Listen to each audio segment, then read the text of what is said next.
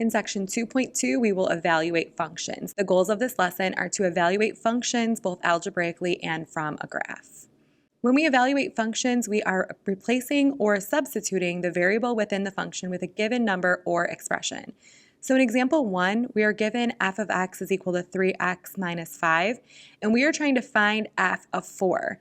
Therefore, this 4 is going to get plugged in for the x within this expression. So we start out with 3 times 4 minus 5, and we simplify from there. So 3 times 4 is going to give us 12. We get 12 minus 5, and 12 minus 5 gives us 7, which would be our final answer. For number 2, we're going to substitute in a negative 5 to this expression. So we have negative 5 in parentheses squared minus 5, and it's important that we remember to put that in parentheses. So negative 5 times negative 5 is positive 25. 25 minus 5 then is going to give us 20 for our final answer. For number 3, when we're evaluating these functions, here we're going to find f of 3. We're plugging that in for x here. That's going to give me, I keep the negative where it's at. I plug in the 3 in parentheses, square that, and then subtract 20. So what I'm going to get here is I have to keep that negative. 3 squared is going to be 9. So I get negative 9 minus 20, and that's going to simplify to negative 29. For number 4, I'm plugging in the negative 2 for x, again, in parentheses, and when I do that, it should look like this.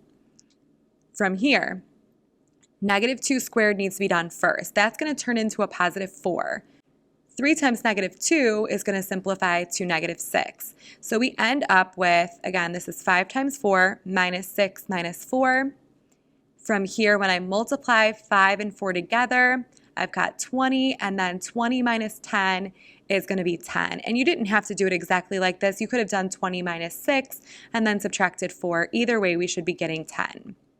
Now, when we evaluate these graphically, we're doing the same type of thing. We're taking this 4, and that 4 is representing an x value. It's our domain value. So what we're going to do is we're going to go to 4 on the graph. So I go to 4 on the graph for x, and I figure out where my graph is crossing through that point.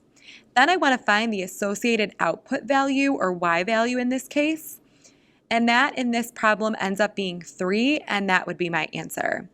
So we do the same thing for number 6. I'm going to start with f of negative 6. That would be my x value. So I go to negative 6 on the graph, and I figure out where it is going to intersect at negative 6 on the x-axis. That's this point here.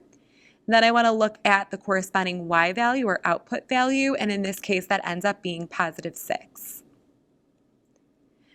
Your assignments for section 2.2 on evaluating functions are loaded into Delta Math, and you will complete those for homework.